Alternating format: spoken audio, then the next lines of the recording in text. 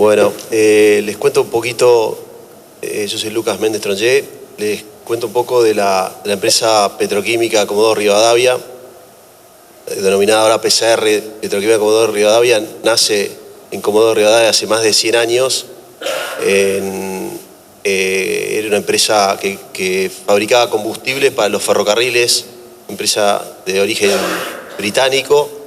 Después pasó por unas etapas de estatización, volvió a ser privada y en el año 79 los actuales accionistas toman el control de la compañía, que mantenía el negocio de oil and gas, de petróleo ahí en el Golfo San Jorge, más la producción de cemento.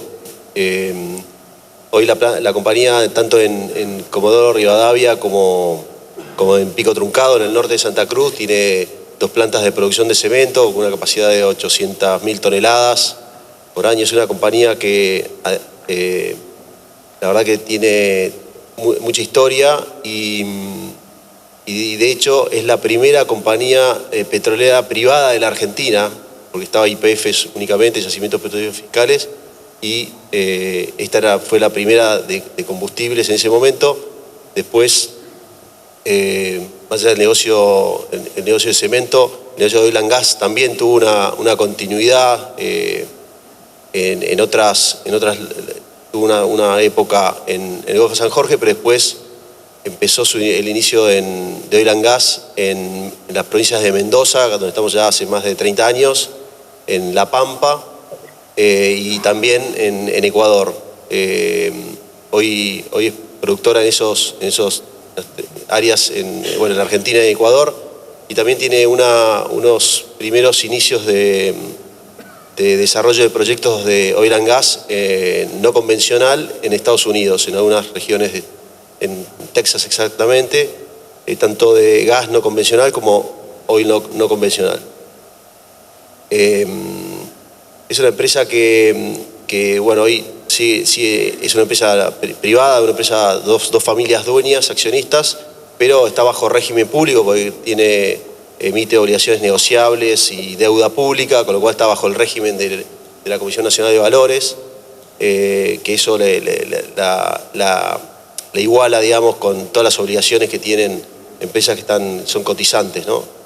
Y bueno, y les diría, ya introduciéndonos en el negocio de renovables, un poco la historia, cómo fue. En el año 2015, a partir de la ley 17121, el gerente general se involucró en el negocio a estudiar un poco qué estaba pasando con las energías renovables.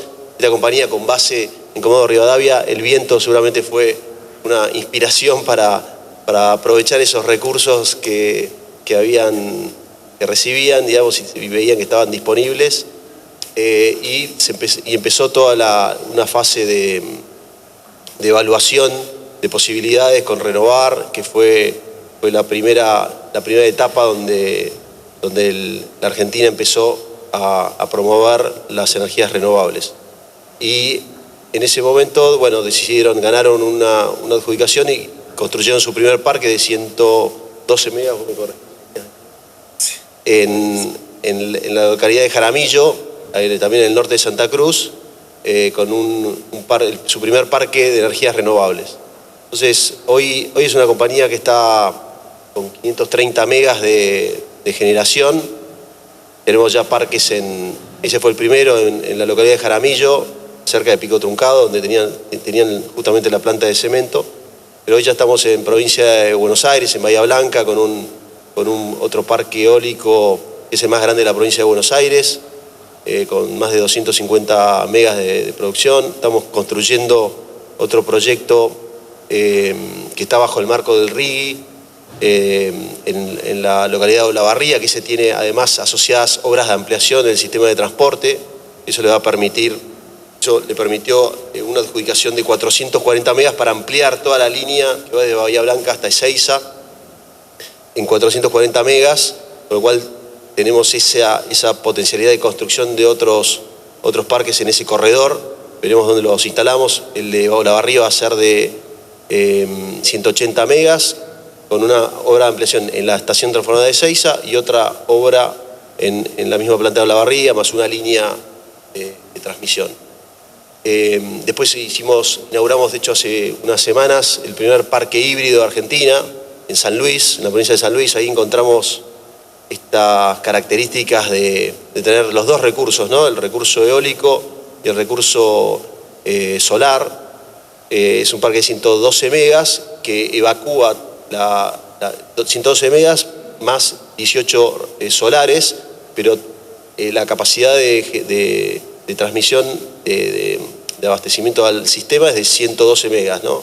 Entonces, cuando hay momentos que el viento quizás baja un poco, tenés la posibilidad de inyectar lo que está generando los paneles solares, bajo la misma infraestructura, ¿no? de evacuación de la energía. Ese proyecto es el primero de Argentina y también con potencialidades de crecimiento. Y después tenemos en carpeta en el orden de otros 500 megas, con lo cual llegaríamos a tener 1 giga de generación en los próximos años, pero bueno, los proyectos, de Olavarría va a estar en marcha en el 2027, va a estar todo el año que viene en construcción. Está el clúster de Bahía Blanca, que también está teniendo en este momento una ampliación. Y además de la generación de Santa Cruz, estamos con este parque híbrido en San Luis. La verdad que eso lo que nos generó fue la posibilidad de obviamente tener un portfolio, una empresa de energía que además del oil and gas amplió a las energías renovables, y la posibilidad de, sobre todo a través del MATER, que es el sistema que permite venderle a los grandes usuarios, tener un vínculo con grandes usuarios que, además de querer comprar una energía, se quisieron asociar a algunos proyectos. Por eso empresa Sindar, que es uno de los grandes usuarios siderúrgicos, se asoció tanto en el proyecto de San Luis como en el proyecto que ingresó Rigi, que le decía, en Olavarría. Así que tenemos ahí un trabajo, una experiencia muy interesante con otra empresa muy importante de Argentina, que además de ser cliente nuestro para todos los contratos que tenemos, uno le diría que es el principal cliente, porque el 50% de la energía de San Luis y el 50% de la energía de Olavarría es toda para Sindar, digamos. Pero además se asoció en el proyecto y hoy lo tenemos como partner, y bueno, muy contentos en esa relación. Pero el desafío hoy está siendo eso, ¿no? Seguir desarrollando que los clientes, más allá que ahora vamos a hablar un poquito de la ley 27191 y lo que generó desde el 2015, en estos 10 años, lo que pasó con el sector. La verdad que el mercado se desarrolló fuertemente, realmente una adopción, porque la energía renovable está siendo competitiva. Hoy, más allá de las cuestiones, a muchas empresas por cuestiones de sustentabilidad o porque las corporaciones a nivel internacional les exigen que su matriz de energía sea sustentable o limpia, hoy ya lo están haciendo porque realmente además es competitiva, es confiable y bueno, obviamente el marco general lo permitió. Quizás hoy está un poco agotado, digamos, ese mercado que es el de grandes usuarios, y en esa línea el gobierno actual decidió abrir a la competencia de tecnologías para que todas las tecnologías, térmica, hidroeléctrica y demás, compitan por todo el mercado de renovables, de energías limpias, por todo el mercado eléctrico en definitiva. Y bueno, ahí empezamos como sector, como empresa y como sector, en una nueva etapa que vamos a ver cómo podemos enfrentarla. Creemos que va a ser muy interesante y que va a haber una repotenciación de la actividad, porque realmente las compañías ya después de esta experiencia, estos primeros 10 años, han adoptado la generación renovable y saben que es confiable, que van a estar con buenos precios, digamos, porque ellos tienen que bajar los costos. Y además, para cumplir con sus objetivos, muchas empresas que tienen esos objetivos, o por ejemplo exportadoras que tienen que mandar productos a Europa, bueno, hoy probablemente empiecen a haber desafíos de que empiecen a contabilizar, obtener aranceles adicionales si no tienen en sus productos, digamos, en la fabricación de sus productos, energía eléctrica renovable. Así que bueno, creemos que se abre un espacio de oportunidad muy grande para el sector en los próximos años. El gobierno, con los nuevos lineamientos que generó para el mercado eléctrico, creo que va a estar incentivando a que realmente vengan las inversiones. Y bueno, y desde la Cámara de Generadores y Cadena de Valor de Energías Renovables, que es de la que forma parte PCR, y de hecho actualmente estamos presidiendo, junto con Héctor, que bueno, nos acompaña hoy, tenemos ese desafío, digamos, de trabajar en, bueno, seguir impulsando el sector para que siga siendo un protagonista importante. Hasta acá están algunas de las cámaras. Después le voy a pasar el micrófono a Héctor para que cuente un poco más, pero acá tienen un poco los socios de esta Cámara de Generadores, que tenemos grandes jugadores, pero también han habido pequeños generadores independientes que han podido tener sus proyectos, sus parques y también competir con los grandes jugadores en la venta, en la comercialización de la energía renovable. Ahí algunos jugadores son como Gri Calviño, es el fabricante de torres de acero para los aerogeneradores. Esta cámara empezó siendo eólica, hoy ya amplió su alcance a la energía solar, porque todos los jugadores también se integraron al negocio de energía solar y sabemos que lo que se viene es el hidrógeno verde, con lo cual sabemos que ahí también van a estar muchos jugadores involucrados. Parecía que el horizonte es un poquito más lejos en el tiempo, pero hay que empezar a trabajar hoy. Y lo mismo con el tema de almacenamiento. Acá un poco lo que es el mercado eléctrico, y ya Héctor, después te voy pasando la palabra. Este es el mercado eléctrico total, son 44.000 megas de potencia, donde las renovables están aportando esos 7.534. Hoy sigue siendo, comparado quizás con otros países como Uruguay o como Brasil, no es tanto, o Chile, pero este crecimiento se dio de la nada del año 2016 a la fecha, prácticamente en nivel casi de cero, ¿no? Y ahí esa es la distribución que había entre eólica, fotovoltaica, bioenergías y las hidroeléctricas menores de 50 megas, ¿no? Que son las que se consideran dentro del marco de la ley de energías renovables. Acá tiene un poco la distribución, otro hito, digamos, que tiene las renovables, más allá que en la Patagonia tiene excelentes condiciones, no es donde está la mayoría de la generación, sino se fue instalando más en la zona donde está la demanda, en provincia de Buenos Aires, por esa cuello de botella que seguramente habrán comentado ayer, que hoy sigue siendo un cuello de botella, ¿no? Las líneas de transmisión en la Argentina.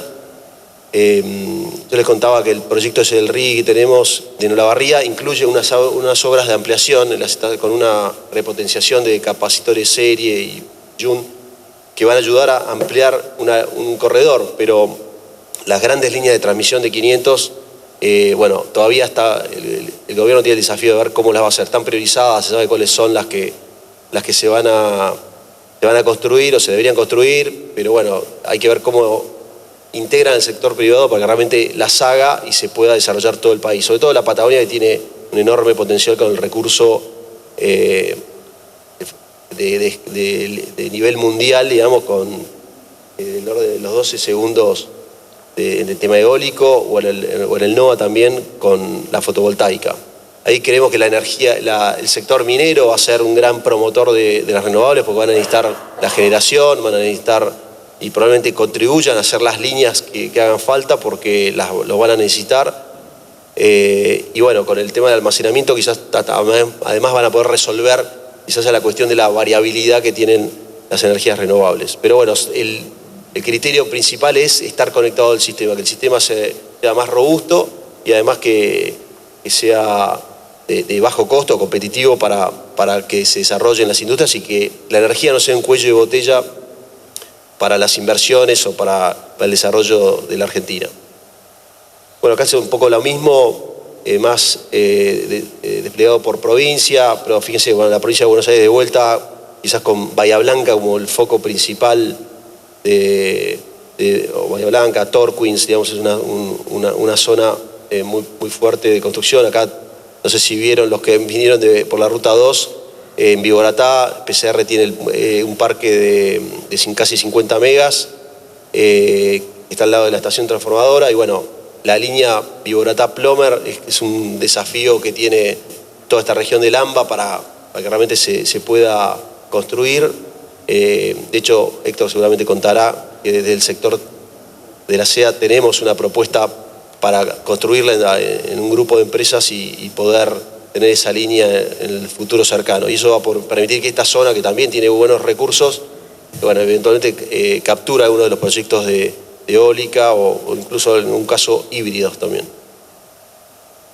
Bueno, le contaba que hubo algunos jugadores, pequeños parques de pocos megas, pero bueno, 24 megas en un caso, 5, 2 megas, que han sido proyectos independientes. No solo las grandes empresas han quedado con esta actividad, sino que hay muchos proyectos pequeños que, sobre todo al inicio, y queremos que ahora, si se dan las condiciones, hoy está la tecnología, de hecho la tecnología, por ejemplo, los paneles solares han bajado mucho de precio, con lo cual hacen más competitivo, más simple, digamos, poder en marcha un proyecto pequeño de solar en este caso. Esto es un poco los números de la Cámara, qué pasó en estos 10 años. Estamos hablando de 8.500 millones de dólares en infraestructura, en parques que se generaron. Y es una inversión promedio de 1,5 millones, 1,4 millones para los parques eólicos por mega de generación. Hoy la tecnología eólica está creciendo mucho. Hoy un mismo aerogenerador que antes era quizás de 4 megas, hoy ya están en 7 megas, un solo molino, con lo cual eso está haciendo que la generación por aero sea mucho más importante y inversiones un poquito más altas, pero no han subido mucho. Y el solar, bueno, ahí está un poco estos 2.200 megas, más o menos el orden de 1 millón por mega, digamos, y bajando, digamos, el costo de producción, de inversión en ese sentido.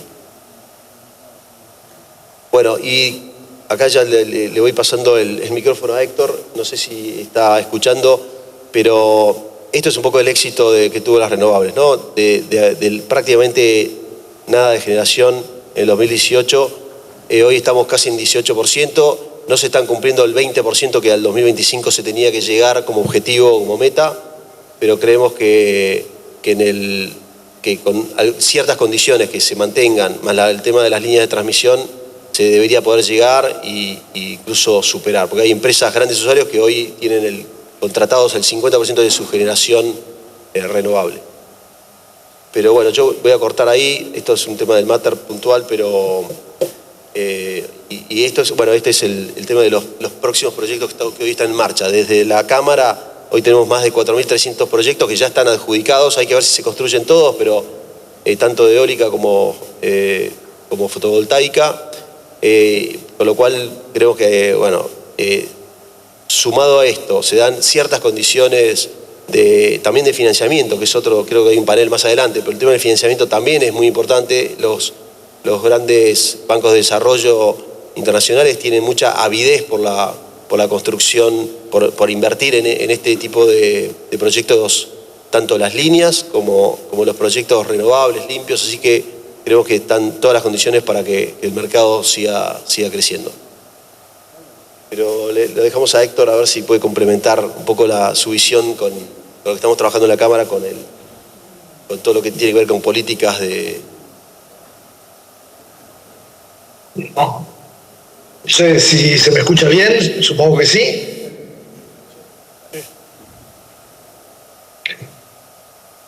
Sí, Héctor. La Cámara que represento y a la que hizo referencia Lucas, levanté el dedo a ver si se me escucha correctamente. Sí.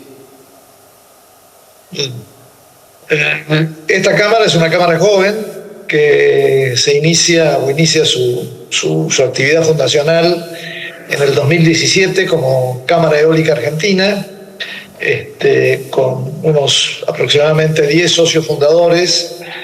En ese momento se dividía la participación entre generadores específicamente, tecnólogos y fabricantes. Las empresas importantes del sector, PCR, Geneia, YPF Luz, Aluar, por mencionar algunas, tecnólogos Vestas, Nordex, fabricantes Grica Viño, como hizo referencia Lucas. Ahí inicia la actividad la Cámara. Posteriormente, hará aproximadamente unos 2 años, los socios deciden modificar el estatuto de la Cámara para posibilitar el ingreso de todas las tecnologías renovables dentro de la Cámara. Esta es la razón por la cual hoy por hoy, manteniendo las siglas de CEA, la Cámara se denomina Cámara de Generadores y Cadena de Valor de las Energías Renovables. En el contexto de esa realidad, y como bien decía Lucas, hemos venido trabajando todos estos años, obviamente tratando de apuntalar el crecimiento del sector, a la par de contribuir todos los años con nuestras ideas y nuestra visión al ámbito de las autoridades regulatorias, de lo que consideramos que es lo mejor para el sistema eléctrico argentino y en particular para el desarrollo del sector de las energías renovables, que claramente es el desafío y es el futuro en materia de la matriz energética eléctrica aquí y en el mundo, por una cuestión de eficiencia y por una cuestión de costos. Lucas refería las condiciones que tiene nuestro país en relación a la industria fotovoltaica y a la eólica. La verdad es que en materia fotovoltaica o solar, las radiaciones, sobre todo en el norte, son de las mejores del mundo. Con lo cual, imagínense ustedes que no solamente los privados locales, sino en general, incluso emprendimientos o proyectos internacionales tienen un gran interés en la Argentina en esa tecnología. Ni que hablar de la eólica. La eólica, no solamente, mejor dicho, la eólica tiene el mejor factor de carga del mundo en la Argentina. No es que tenga de los mejores factores de carga, no. El mejor factor de carga del mundo está aquí en la Argentina, en la Patagonia. Con lo cual, claramente, las condiciones son excepcionales y esta ley que tanto nos preocupa renovar, la 27191, es la que posibilitó el crecimiento del sector, el aporte a la matriz eléctrica argentina de las energías renovables, en los términos que Lucas bien describió, y que básicamente son los números a los que hizo referencia: 7.534 megavatios renovables, bueno, obviamente excluyendo las hidroeléctricas de más de 50 megavatios, en la participación federal en todo el sector, en toda la geografía de la República.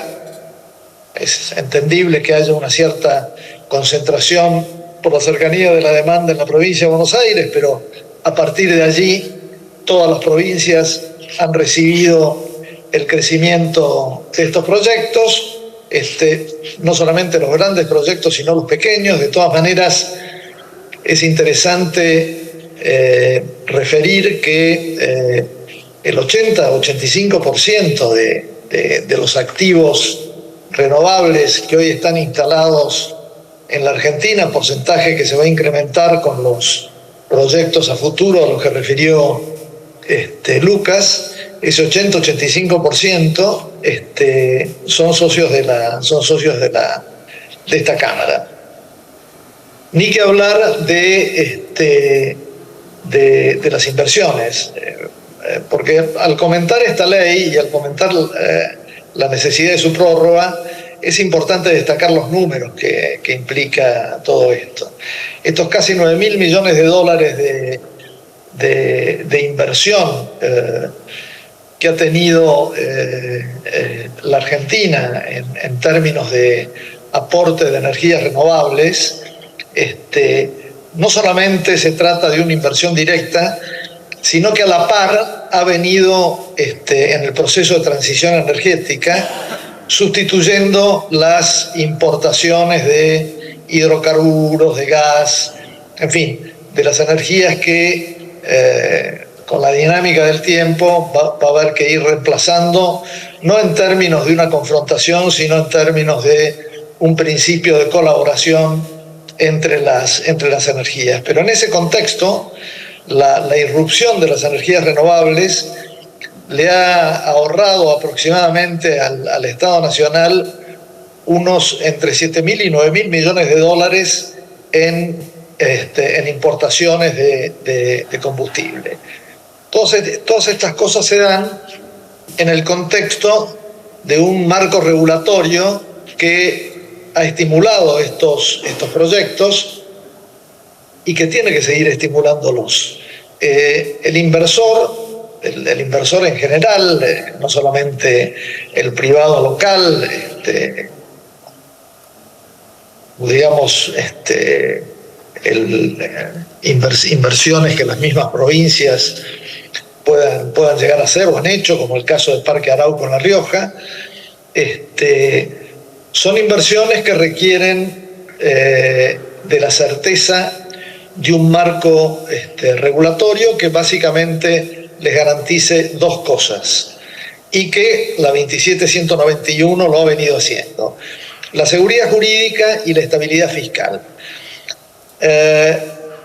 Algunas cuestiones de la ley 27191, de la ley de energías renovables, vencen ahora a final de el 2025, con lo cual la renovación de la ley como una señal para la inversión es muy importante, sin perjuicio de que algunas de las cuestiones que quedarían sin efecto ya no son tan relevantes como lo fueron en su origen para estimular la inversión. Léase la devolución del IVA, léase las certificaciones fiscales, léase, en fin, una cantidad de beneficios fiscales o de subsidios que fueron importantes en su momento para incentivar la inversión, pero que hoy la verdad es que al inversor no le interesa, ¿no? Lo que en realidad interesa para el inversor, para la inversión, es un marco regulatorio que le dé seguridad jurídica y un marco regulatorio federal que le garantice la estabilidad fiscal con la adhesión de las jurisdicciones locales, de las provincias, que garanticen que, definido el proyecto e iniciada la inversión, no vaya a haber cuestiones impositivas o tasas o lo que fuere que afecten la ecuación económica financiera de los proyectos. La verdad es que con esas dos grandes cuestiones, la prórroga de la ley sería más que saludable y desde la óptica de la Cámara más que suficiente. Se puede hablar también de las metas. Las metas que contiene la ley y a las que hizo referencia Lucas también, la meta del 20%, y estamos en un 18%, y con los proyectos en cartera claramente eso se va a alcanzar y superar. Pero digamos que la meta o las metas no es un objetivo esencial para la Cámara. ¿Y por qué? Si están, mucho mejor, pero si no están es el mercado. Lucas hablaba del Mater, ustedes saben, el Mater es el mercado término, es la relación contractual entre privados. Ahí el mercado es el que establece la realidad de las metas. Ahí los grandes usuarios, en muchos casos, contratan muy por encima del 20% de energía renovable. 20, 30, 40, 50%. Con lo cual es el propio mercado el que viene regulando las metas. Entonces, para hacer un resumen, la ley ha producido estos valores que Lucas bien describió. La ley ha producido la existencia de este 18% de incidencia en la matriz energética eléctrica argentina. Esta inversión y esta cantidad de megavatios instalados en las diferentes tecnologías de las energías renovables pueden ser perfectamente duplicables e incluso más en 2 o 3 años si la renovación de la ley, que nosotros creemos que es así, se consolida. De hecho, ayer estuvimos en una reunión informativa en la Comisión de Industrias de la Cámara de Diputados, y ya habíamos estado en la Comisión de Energía y Presupuesto también en la Cámara de Diputados, informando sobre los beneficios de la continuidad de este marco regulatorio que va a garantizar las inversiones. Así, lo visto es lo que les hemos comentado.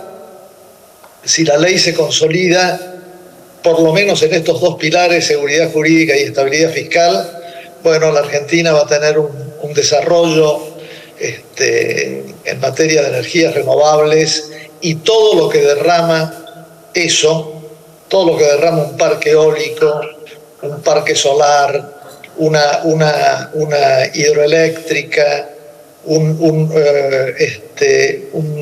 proyecto de biomasa, no solamente en términos de empleo, que el directo quizás operación y mantenimiento no es tan exultante como lo que implica la construcción, que ahí sí se moviliza por 1, 2, 3 años una cantidad de empleos realmente impresionante. Pero lo que derrama la inversión de estos proyectos efectivamente en las diferentes geografías del país es trascendente, en caminos, en logística, en proveedores menores, en instalación de poblados, escuelas, proveedores menores y mayores. En fin, hay una movilización de la economía y de la sociedad en torno a estos proyectos realmente llamativa, con lo cual hemos venido insistiendo en el ámbito legislativo y acompañando a las autoridades regulatorias para que esta ley se concrete, prorrogándose, y así tener la garantía y la tranquilidad suficiente para continuar con las inversiones. Bueno, un resumen que espero haya sido suficiente y les interese. Devuelvo el micrófono, Lucas. Gracias, Héctor.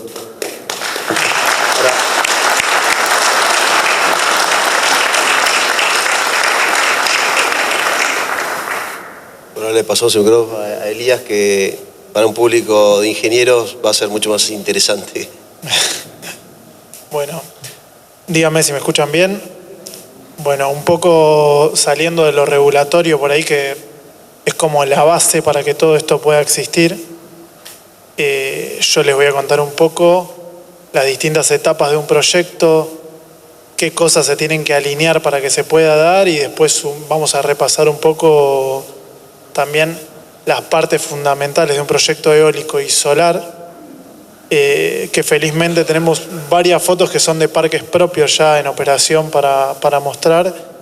Y bueno, y ahí dejaremos abierto a preguntas, a lo que quieran consultar.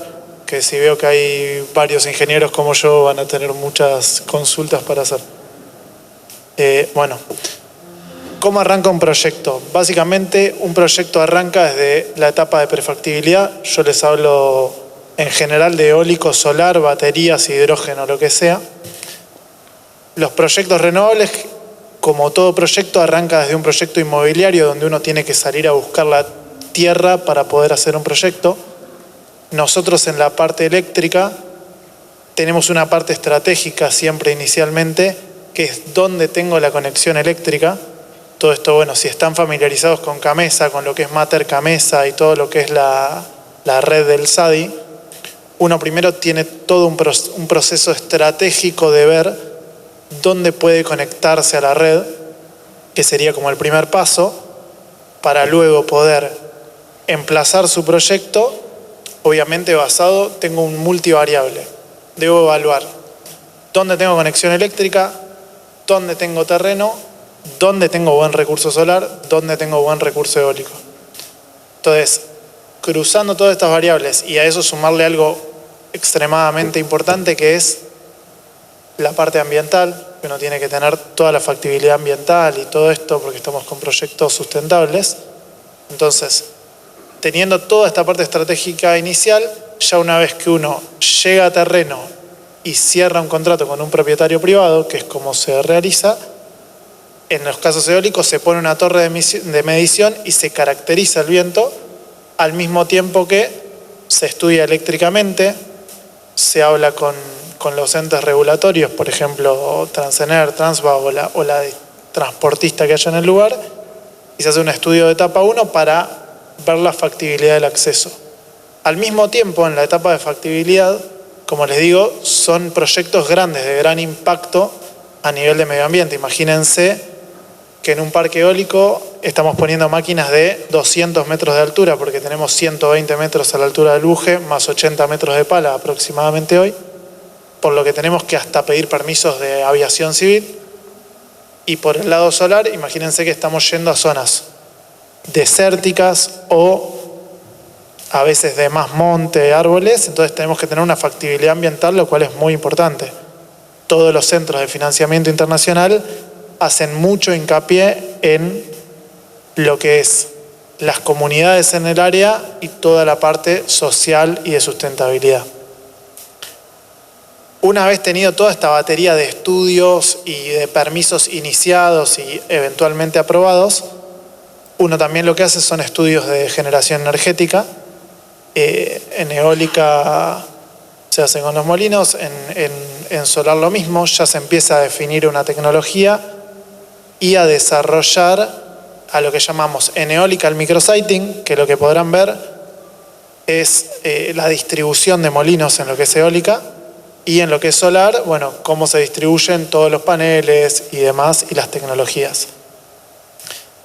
Subido a esto, en toda esta etapa de prefactibilidad, uno que va haciendo, arranca desde el terreno sin nada hasta el día que puede construir. Yo como desarrollador de proyecto lo que le tengo que entregar al equipo de construcción es un proyecto que el tipo diga, contrato a una persona que haga la obra, llego y la hago. Entonces, ¿qué tiene que tener? Los permisos al día, una ingeniería perfectamente definida y una tecnología elegida. Esa tecnología elegida, ese diseño realizado, siempre va a tener algo fundamental para el desarrollo del proyecto, que es la viabilidad financiera. O sea, yo debo tener un proyecto que sea lo más barato posible, porque en renovables todo es CAPEX, o sea, es inversión inicial y después mi combustible es gratis de alguna manera porque es el sol o el viento. Y voy a tener que hacerlo lo más barato posible, lo voy a tener que operar lo más barato posible y voy a tener que generar la máxima cantidad de energía posible. Por eso es que es muy importante esta etapa para darle viabilidad al proyecto y es lo que le da vida al final. Entonces ahí es donde trabajamos dentro de PCR o desarrolladoras u otras empresas de generación en encontrar los mejores lugares. Los costos de construcción, como se imaginarán, salvo lugares muy remotos del país, como, no sé, Tierra del Fuego o algo así, los costos de construcción suelen ser bastante parejos. Donde hay una diferencia realmente no es en la tecnología, es todo lo que es obra civil en un parque eólico, por ejemplo. Entonces, durante toda esta etapa de prefactibilidad se hacen los estudios topográficos de suelos hidrológicos para evaluar a qué obra me estoy enfrentando. Y luego, bueno, se evalúa toda la tecnología y dada toda esta batería de variables que uno tiene, es que llega a tomar la decisión de si va a poder construir o no. Entonces, acá, como ven en el slide, yo digo duración de 1 a 6 años. Esto no es caprichoso, esto básicamente es, en los proyectos eólicos, les paso adelante y ahora vuelvo a construcción, uno arranca el proyecto poniendo un mástil de medición, donde uno caracteriza el viento. Tiene la velocidad fundamental, la dirección, la turbulencia, la densidad, todas las variables que implican para caracterizar el viento y estimar cuánta generación voy a tener. Ya una vez dadas todas estas condiciones, los permisos dados, un proyecto que da una TIR que uno como compañía la acepta y está dispuesto a invertir y la regulación acompaña para poder hacerlo, procede al proceso de construcción. Ya en la construcción, obviamente, la influencia en el terreno es súper intensiva porque ahora les voy a mostrar un poco de imágenes. En lo que es eólica, la obra mayor es todo lo que es la obra civil, caminos, plataformas y fundaciones, que tengo varias fotos para mostrarles acá adelante. Después tenemos obra eléctrica, que uno por ahí piensa en un proyecto eólico y se imagina que tiene mucha duración la parte eólica y en realidad la obra eléctrica más importante es la estación. No deja de ser una estación como si uno hiciera una estación para Transenero, para Transva, es una estación particular del parque, elevadora para conectarse al SADI, pero termina siendo siempre el cuello de botella por el tema de los proveedores, por la provisión de transformador y los equipos de playa. Y después todo lo que es montaje y puesta en marcha de aerogeneradores, el modelo más utilizado en Argentina, y te diría que al día de hoy el único, es que el tecnólogo es quien instala sus aerogeneradores. Entonces, yo cuando hago una obra eólica, hago una gran obra civil de movimiento de suelos, de caminos, de plataformas, y espero al tecnólogo con una jaula de pernos, que ahora les voy a mostrar la foto, esperándolo para que ellos lleguen y monten. Y después de operación y mantenimiento, ya ahí es un poco para mencionarles que los parques operan de 30 a 35 años actualmente. La influencia en el terreno es baja. Para los propietarios es algo excelente tener un parque eólico en su campo porque convive muy bien con la naturaleza del lugar. En campos ganaderos se puede seguir produciendo, en campos agrícolas se puede seguir produciendo. Lo que nosotros le decimos es que pasan a tener un campo de 2 pisos porque al final uno produce y arriba el viento le termina dando una producción energética. Y bueno, nosotros operamos nuestros parques es con un centro de control en Buenos Aires que opera los 5 parques que tenemos actualmente en operación. El mantenimiento se hace en sitio, tenemos equipos propios para supervisar las tareas y se subcontratan las tareas en particular. Ahí les muestro un poco, ya ahí les había mostrado el mástil de medición, que es un mástil de 120 metros, donde no se mide el viento solo a la altura a la que uno va a generar energía, sino que se pone a varias alturas para caracterizar el viento, para sacar el wind shear, que es cómo crece el viento con la altura. Y bueno, demás instrumentos donde uno caracteriza, como les decía, densidad, temperatura y demás, que va a influir en cuánto voy a generar. Piensen que un aire más denso es un aire con más masa de aire, genera más. Bueno, acá les muestro un poquito los componentes principales de un parque eólico ya construido. Este parque es nuestro parque más grande, es Mataco y San Jorge, más Mataco 3, Mataco 2, le llamamos Complejo Mataco en Bahía Blanca, sobre la 33, yendo de Bahía Blanca a Pihue. Actualmente tenemos Actualmente tenemos 58 aerogeneradores en funcionamiento y ahí estamos instalando 6 más. Este parque se fue haciendo en etapas. La primera etapa se instalaron aeros de 3,6 megas que se repotenciaron a 3,8. Luego se hizo otra etapa con aeros de 4,5 y actualmente estamos construyendo una etapa con aeros Vestas de 6,2 megas. O sea, para que se den una idea, la primera etapa de Mataco se hizo allá por 2018-2019. Estamos 6 años más tarde y estamos con un aero casi del doble de potencia. Así es como se mueve la industria, mucha velocidad. Bueno, ahí no sé si tengo puntero láser acá. No se ve. Bueno. Ahí como pueden ver, igual se ve claramente.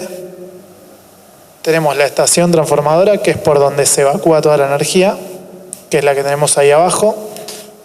Después, siempre al lado de la estación transformadora, lo que se hace es un obrador, que está ahí más arriba, lo que está en gris, donde uno tiene que hacer una planta de cemento provisoria y bueno, y todo el campamento del obrador para que la gente trabaje en la etapa del proyecto.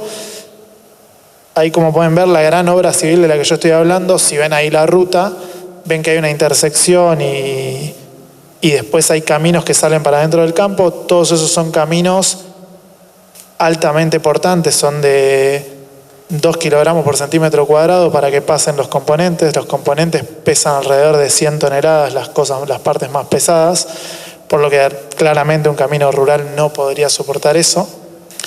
Después pueden ver las plataformas, que es donde después se montan los aerogeneradores. El aerogenerador propiamente dicho, que ahí les muestro un poquito las partes y demás.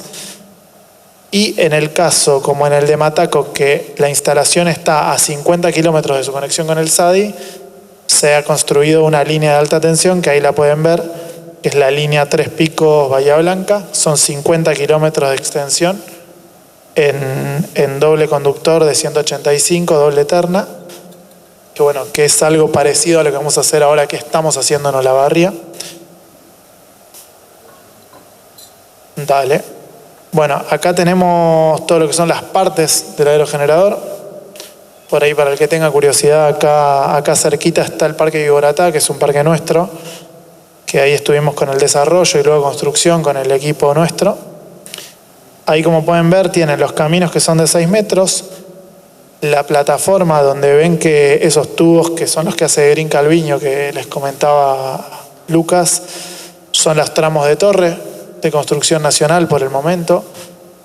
Eso que ven ahí destapado es la fundación. La fundación tiene alrededor de 600 metros cúbicos de hormigón y 100 toneladas de acero, por lo que se imaginarán que es fundamental hacer el hormigón en sitio, porque si no trasladarlo es imposible. Ya yendo a la derecha pueden ver ahí la grúa de montaje de los tramos. Esta es una primer grúa secundaria y luego se trae una grúa grande principal para montar todas las partes del aero. Después acá les muestro un poco las partes de un parque solar. Primero, con mucho orgullo, les mostramos la foto de la derecha arriba, que es el Parque Híbrido San Luis Norte. Como pueden ver, es el primero del país, que tenemos los aeros operando allá al fondo y los paneles ya instalados y operando también. Ahí, como les dijo Lucas, fue un caso muy particular. El recurso eólico baja al mediodía, entonces tenemos la oportunidad de hacer un aprovechamiento solar en la mitad del día. Como bueno, ya muchos saben, el componente principal de un parque solar es el panel, pero no hay que dejar de lado todo lo que es la estructura de seguimiento, que es lo que ven ahí, lo que son las estructuras y las hincas. Es una estructura que se hinca al suelo y luego es donde se agarran los paneles y se mueve de este a oeste para seguir al sol.